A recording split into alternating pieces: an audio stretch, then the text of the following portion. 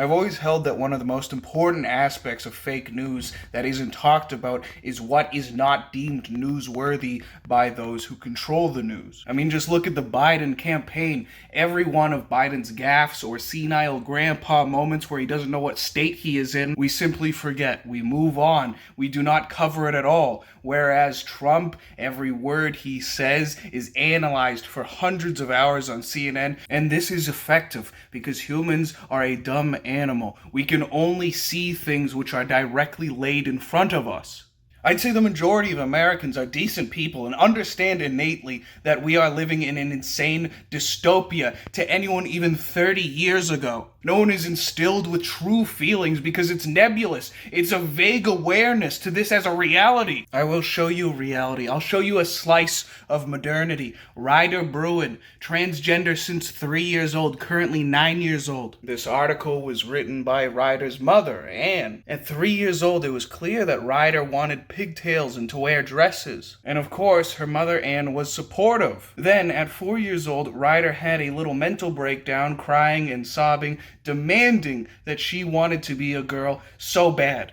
Ryder's father, of course, wasn't as accepting as Anne was and continued to buy boys' clothes as Anne would buy girls' clothes. Anne threatened Ryder's father, saying that she would divorce him and take his kids away from him unless he accepted Ryder as a girl, to which point he then accepted Ryder as a girl. And since then, Anne has been very supportive of Ryder's transition and expects that in a few years, at age 10 or 11, Ryder will begin puberty blockers, and a few years after that, maybe 13 or 14, the surgeries will begin. Anne, of course, has never taken Ryder to any doctors or a psychiatrist. Why would she? Anne instead turned to trans parent support groups on Facebook. At these times, you always wonder, what are the parents like? Well, here is Ryder's mother, Anne Bruin. As you can see, she looks completely normal. She looks like a very mentally stable individual. And you might have recalled I said she wrote this article for the national news. She also gave multiple interviews about her daughter and the transition process. She also wrote a children's book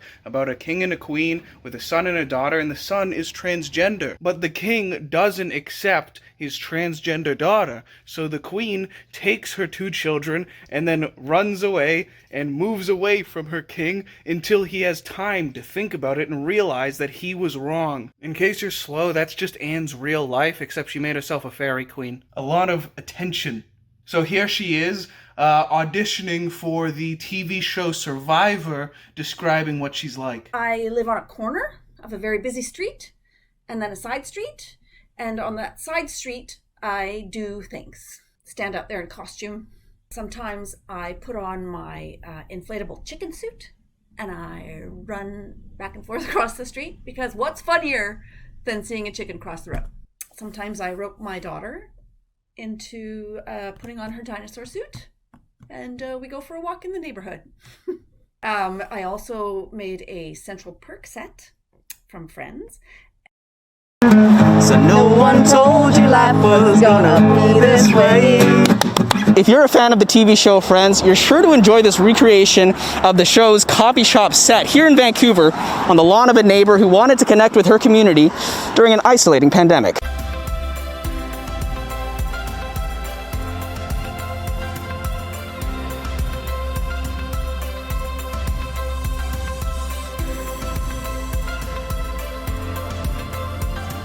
Of course, a lot of these antics also made the news. So she literally stands in her yard all day and does things which will get her attention and then gets the news down there, hoping that it's a slow day. Here she is auditioning for a cream cheese ad. Prefer my Philly whipped.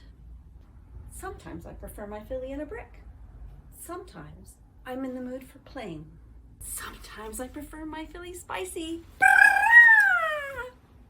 What we have here is an insane woman with some sort of attention-seeking mental illness, molding her son from the age of 3 to be a transgender, and she writes articles and books about it, and the world applauds. This is the world that we are living in, where children are being immolated and sacrificed by their parents as we applaud with retarded smiles on our faces. We've known about this stuff vaguely for years. Every day it happens, but no one really reacts. They simply read an article, discard it, move on with their lives, go back to watching football, the NBA, whatever the hell, and say, geez, the world's going crazy. And I don't know if you've taken a thermostat to the public sentiment recently, but you can barely get Republicans to denounce stuff like this these days. If you ever wonder why I do this or what motivates me to do this, to make videos, to call this stuff out, to get upset about this stuff, it's because I know that every single one of my ancestors is rolling in their graves and would claw their eyes out if they could see what was happening to the world right now. People always say that Democrats are driving America off a cliff at 90 miles an hour and conservatives just want to drive off at 45 miles an hour. Guys, there isn't a dystopic future that we are trying to avoid right now. We are already off the cliff, okay? We live in a dystopic future right now, and every single day it gets worse.